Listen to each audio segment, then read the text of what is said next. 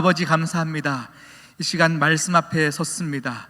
우리의 생각이 옳다 말하지 않게 하시고 하나님의 말씀 앞에 순복하게 하여 주시사 모든 하나님의 백성들 하나님의 인도하시는 길 가운데 생명을 공급받게 하여 주시옵소서. 이 모든 말씀 예수 그리스도의 이름으로 기도드립니다. 아멘. 할렐루야. 네, 여러분 지난주 말씀이 기억나실까요? 저는 이렇게 상처받을 줄 알면서 계속 이런 질문을 하는 것 같아요. 지난주 우리 예수님께서 공생애를 시작하시면서 우리 마귀가 찾아왔고 세 가지 시험을 예수님에게 이렇게 걸었어요. 그 첫 번째 시험이었죠. 네가 정말 하나님의 아들이거든 이 돌들로 떡이 되게 하라. 이 시험이었었습니다. 이제 기억이 나십니까? 네, 그때 주님께서는 분명히 돌을 떡으로 만드실 수 있지만 그렇게 하시지 않으셨죠. 하나님의 아들이 되기 위해서 능력을 보여야 하나님의 아들이 되는 것이 아니기 때문에 하나님의 아들됨은 그 정체성은 말씀의 근거로 아들 되어짐이지 많이 가졌거나 능력이 있음으로 하는 것이 아님을 우리가 주님께서 보여주셨습니다. 그래서 내가 아들됨은 너의 어떠함 때문도 아니고 나의 어떠함 때문도 아니고 하나님의 은혜로 아들 되어지는 것. 그래서 나는 누가 뭐라 해도 하나님의 아들이다를 주님께서 정체성을 확립시켜 가셨다. 이게 첫 번째 시험이다 라고 말씀을 드렸습니다. 내가 누구냐에 대한 존재에 대한 것이 해결되면요, 그 다음은 또 남는 것이 있습니다. 그러면 내가 어떻게 살아가느냐의 부분입니다.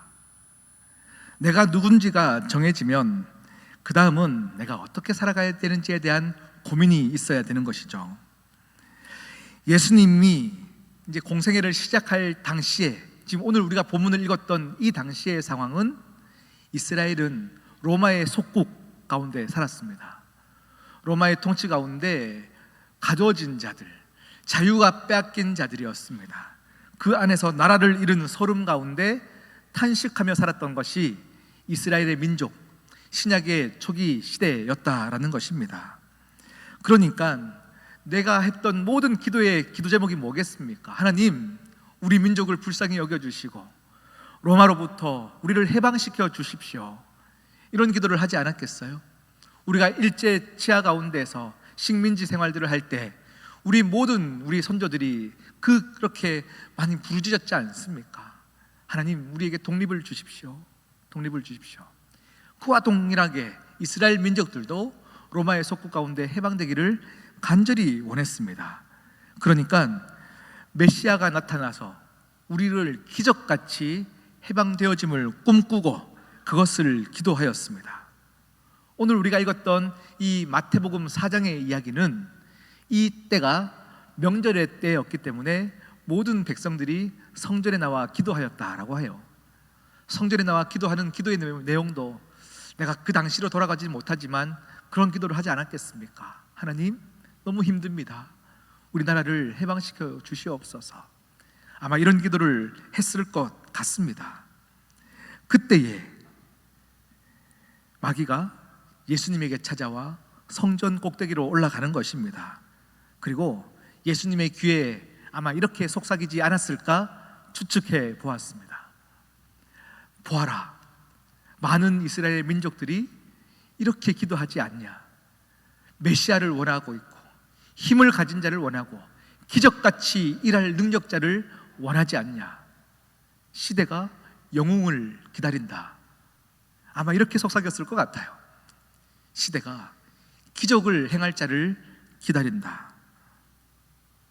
여러분, 우리의 삶을 돌아봐도 마찬가지일 때가 참 많이 있어요. 너무 힘들 때가 있으면요, 정말로 기적같이 정말로 하늘이 번쩍할 때 모든 일들이 해결되어지고, 아니면 누군가가 딱 찾아와서 히어로처럼 모든 문제를 해결해 줄 그런 일들을 기대할 때가 참 많이 있습니다. 아니, 우리의 기도를 돌아보면 우리가 하나님을 향하여서 그런 것을 기다리면서 기도할 때도 때론 있습니다.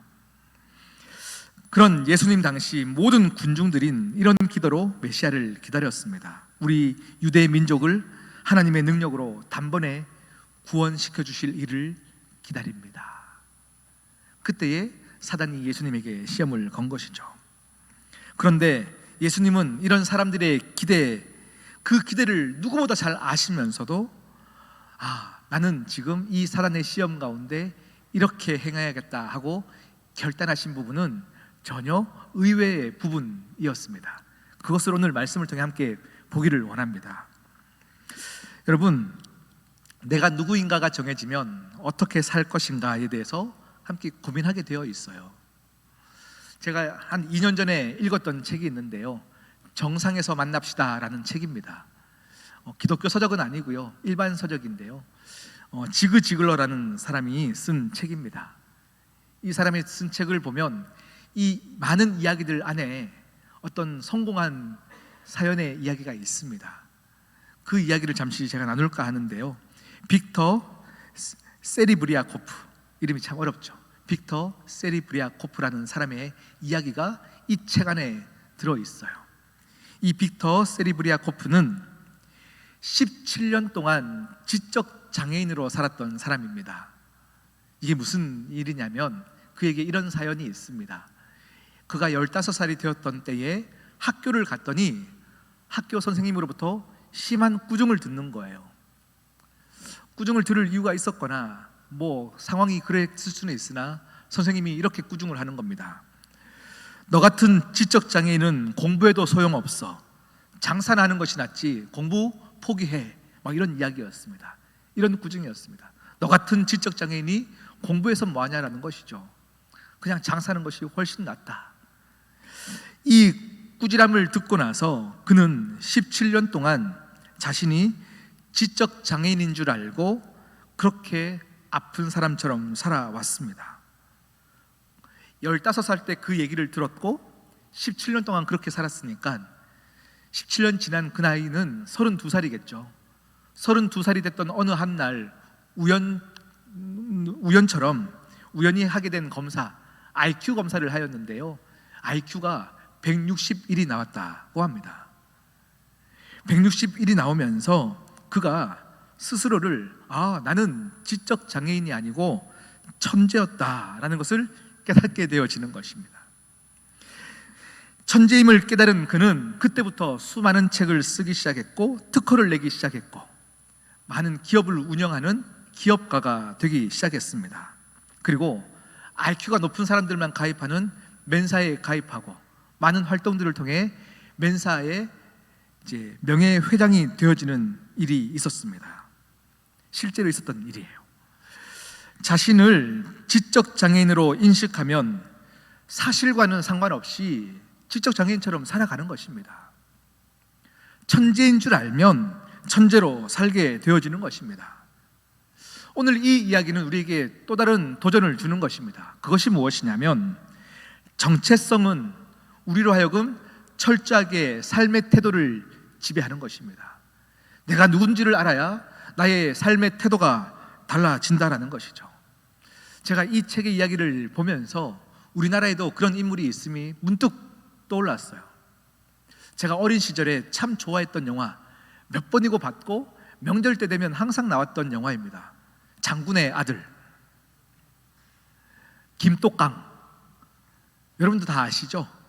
김두한에 대한 이야기입니다. 원래는 거지였고 자타가 공인하는 깡패였습니다. 그러던 어느 날 김두한은 자신이 청산리 대첩에서 영웅이 되었던 김좌진 장군의 아들임을 깨닫게 되어지는 것이죠. 그 이후로, 그 사실을 알고 난 이후로 그가 삶에 대하는 태도는 완전히 달라지게 된 것입니다. 할 일 없이 깡패로 전전하던 생활이 아니라 장군의 아들다운 품위와 명예를 중시하는 사람으로 바뀌게 되는 것이죠. 여러분은 어떤 자입니까? 여러분에게 하나님의 자녀, 성도라는 이름이 얼마나 자랑스러우십니까? 지난주에 말씀드렸고 오늘 본문도 마찬가지입니다. 사단은 우리에게 하나님의 자녀가 되기 위해서 무엇인가 가져야 되고 힘이 있어야 되고 기적이 있어야 된다고 얘기하나 우리의 정체성은 그 어떤 것으로 흔들리는 것이 아닙니다. 저도 사실은 오늘 이 본문을 보면서 참 이런 능력이 있으면 좀 좋겠다라는 생각은 해 보았습니다. 하늘에서 뛰어내렸을 때 천사가 보호하여서 사뿐히 내려오는 기적 같은 일들, 그것을 바라보는 사람이 예수님을 향해서 얼마나 칭송하겠습니까? 목회자로서 저도 이런 능력이 있으면 얼마나 좋을까요? 아픈 가정에 가서 제가 안수하자마자 병이 낫게 되어진다든지, 많은 기적 같은 일들을 보이면 많은 사람들이 얼마나 칭송하며 교회로 몰려올까요? 그런데 주님은 그런 방법을 사용하실 수 있었지만 사용하시지 않은 거예요. 우리 예수님은 천사들의 경배를 받는 그런 존재였습니다. 실제로 오늘 사단이 예수님에게 시험을 걸었던 기록하였으되 뛰어내려봐, 뛰어내리면 높은 곳에서 뛰어내려도 네 발이 땅에 닿기 전에 안전할 것을 얘기했던 이 이야기는 시편 91편의 12절에 나왔던 본문입니다. 말씀을 대면서 사단이 시험을 걸고 있는데 살짝 비트는 거예요. 네가 어디로 가든 내가 너를 보호하겠다의 이야기에서 뛰어내리라는 이야기가 없어요. 그런데 하나님을 시험하기 위해서 자꾸 사단은 조금씩 왜곡하여 예수님의 능력을 과시하게 만들어 가는 건 거죠. 주님은 40일 동안 금식하시며 공생애를 시작하실 때 기적을 행하기 위해서 이 땅에 오신 것이 아닙니다. 내가 어떤 능력을 가졌는지를 보여주시기 위해서 이 땅에 오신 것이 아닙니다. 주님은 죽으러 오셨어요. 시작할 때부터 그걸 알고 오셨어요. 많은 사람들의 욕을 먹을 것을 알고 오셨고 십자가에 달리실 것을 알고 오셨어요. 허나 또 완벽한 하나님이시지만 또 완벽한 인간이었기 때문에 두려웠을 것이고 사람들의 마음을 또 얻고 싶었을 것이고 이런 유혹 앞에서 흔들릴 수 있으나 주님은 흔들리지 않으셨어요. 여러분, 말씀에 근거하여 정체성을 찾으신 분들은 세상 사람들의 잘못된 평가와 기준에 휘둘리지 않습니다. 흔들리지 않습니다. 내가 어떤 존재인 줄 아는 자들, 내가 무엇 때문에 이 땅을 살아가야 되는지를 아는 자들은 내가 지금 내 친구에 비해서 가지지 않았다 하여서 괴로워하지 않는 것입니다. 할렐루야. 시간이 보자. 제가요, 저는 참 어려웠던 시간들이 참 많이 있었어요. 어려웠던 시간들이 참 많이 있었는데 예전에 많은 경제적인 어려움도 많이 있었고, 그래서 장사를 하느라 내 또래 친구들보다는 학교 이렇게 졸업하는 시기들이 많이 늦어졌었습니다. 그리고 신학교를 갈 때는 이미 가정을 이루었고 아기도 있었고, 모든 사람들이 신학교에서 많이 교제를 나눌 때 저는 학교를 마치면 교회 사역을 하고 또 가정을 돌봐야 되기 때문에 또 그렇게 어렵게 지내왔었습니다. 그런데 어려웠던 시간들, 그리고 목회를 하면서도 저는 하나님이 저에게 주신 달란트가 무엇인지 분명히 알았어요. 그래서 저는 내게 주신 하나님의 달란트를 알았기 때문에 다른 사람들은요, 석사, 박사 하는 모든 과정 속에서 해외 유학 갔다 와서 막 학위를 받아왔다고 하는 것 안에서도 흔들리지 않는 저를 보면서 사명을 아는 자들은 누군가와 비교하지 않는구나를 알게 되었어요. 여러분이 하나님에 대한 정체성, 하나님의 자녀로서의 정체성이 회복되어져야 되는 이유는 다른 누군가를 위해서가 아닙니다. 여러분 자신이 여러분의 삶의 형편 때문에 좌절하고 낙심할까봐 하나님은 그런 우리를 보호하시기 위해서 사명을 주신 것입니다. 할렐루야. 오늘 제가 여러분에게 나누고 싶은 예수님의 방법을 한 가지만 알려드리도록 하겠습니다. 여러분, 우리는 각자가 가진 장점들이 있어요. 우리의 강점이 있어요. 예수님의 첫 번째 시험은 40일 동안 금식하시고 배가 고픈 상태였기 때문에 떡이 되게 하라, 이 부분은 내가 없는 것, 부족한 부분, 내 약점을 가지고 시험을 거는 거예요. 그런데 두 번째 시험은 주님이 하실 수 있는 부분이기 때문에 우리의 강점을 가지고 시험이 우리를 넘어뜨리려고 하는 것입니다. 우리는 스스로 보면서요, 우리의 강점이 우리에게 문제가 아닐 거라 생각할 때가 참 많이 있습니다. 강점은 강점일 뿐 이것이 나를 해하거나 나를 힘들게 할 거라고 생각하지 않습니다. 이 강점으로 하나님께 영광 돌린다고 생각하는데 오늘 여러분의 강점을 점검하셔야 된다는 것이죠. 우리는 상식적으로 우리의 강점이 내게 유익을 주는 것이지 약점이라고 생각하지 않습니다. 대부분의 사람들이 나의 강점을 칭송해주고 칭찬해주기 때문에 강점을 자랑하고 싶습니다. 그런데 주님은 오늘 말씀을 통해 그렇게 말씀하지 않습니다. 이 강점으로 네가 충분히 넘어질 수 있다 얘기하는 거예요. 너의 강점으로 너를 자랑하고 싶은 너의 욕구를 멈추어라 얘기하는 것입니다. 그런 관점에서 보면 경건의 습관, 우리가 수십 년 동안 새벽을 지켜왔던 그 경건의 습관도 하나님을 사랑하라 해서 기도하고 기도했는데도 내 안에 죄성을 보면서 낮아지는 마음이 되지 않는다면 경건의 습관도 우상이 될 수 있다 얘기하는 거예요. 저는 그렇기 때문에 아예 경건의 습관을 안 가지려고요. 이것 또한 이상한 생각이지만 우리가 최선을 다해서 내 강점을 나타내는 것도 우리는 더욱더 돌아보아야 한다는 것입니다. 모든 것을 할 수 있는 능력보다 더 큰 능력이 있습니다.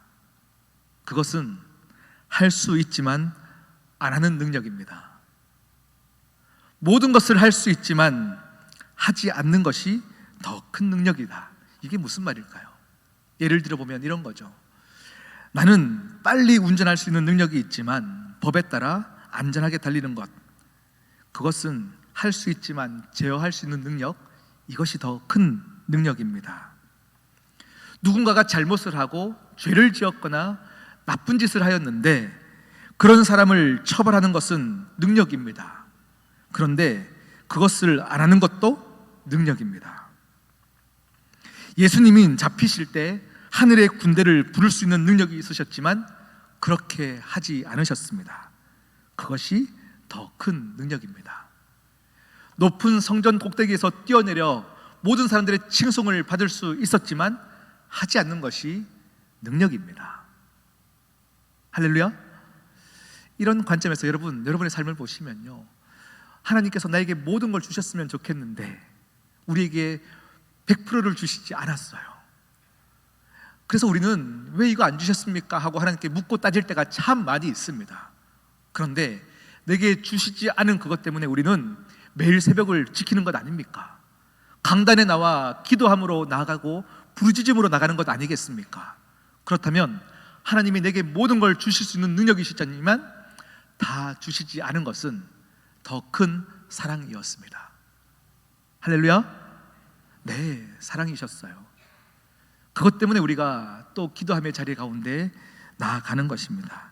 이제 그것을 우리의 삶 가운데 적용하셔야 됩니다. 예전 같으면, 내 본성 같으면 이렇게 하고 싶으나 하나님 때문에 그것을 하지 않는 것, 그것은 큰 능력입니다. 내 원래 성격 같으면 이렇게 하고 싶으나 하나님 아버지의 영광 때문에, 교회의 하나님 때문에 그렇게 하지 않는 것은 능력입니다. 할렐루야. 그것을 우리가 고민하여야 됩니다. 우리 모두는 강점이 있고 약점이 있습니다. 약점으로도 우리를 넘어뜨릴 수 있고 강점으로도 우리를 넘어뜨릴 수 있는 것입니다.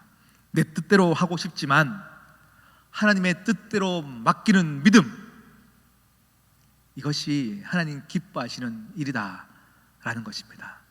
하나님의 자녀로서의 정체성이 회복되었다면 우리가 해야 되는 것은 할 수 있으나 하나님의 영광을 위하여 내 뜻을 멈추고 하나님의 뜻대로 사명의 길을 묵묵하게 가는 것이, 그것이 하나님의 역사를 이루는 길이다 라는 것입니다. 할렐루야. 예수님은 하나님의 아들이셨습니다. 그러나 특별한 방법이나 기적을 사용하셔서 그 십자가의 길을 가신 것이 아닙니다. 평범한 목수의 아들로 오셨습니다. 그리고 먼지가 자욱한 팔레스타인 지역을 홀로 외로이 다니시며 하나님의 나라를 선포하셨습니다.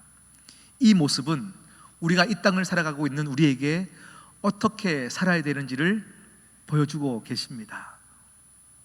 많이 가졌다 하여, 많이 높은 곳에 올라서 지위를 부릴 수 있다 하여, 그것이 교회에 와서만큼은 그것이 구원으로 가는 길 가운데 아무런 자랑이 되지 않는 것을 아는 자, 그래서 교회에 와서는 하나님 앞에 더 낮아진 자세로 무릎 꿇어 섬기고 말씀 앞에 내 삶을 내어드리는 자, 그것이 할 수 있으나 하지 않는 능력입니다. 오늘 이 두 번째 시험, 할 수 있으나 하지 않는 능력, 그것을 여러분이 모두가 고민하시는 한 주를 보내기를 축복합니다. 우리 함께 기도하시겠습니다. 하나님 아버지, 참 감사합니다. 주님께서 그러하셨고 우리 하나님 아버지께서 그러하셨듯이 우리 하나님의 백성, 하나님의 자녀된 우리들도 내 뜻대로 할 수 있으나 내 뜻을 멈추고 하나님의 뜻에 맞추어 가는 자가 되기를 원합니다. 주여, 우리의 삶을 지켜주시옵시고 오늘 드리는 우리의 결단대로 살 수 있는 은혜를 더하여 주시옵소서. 이 모든 말씀 예수 그리스도의 이름으로 기도드립니다.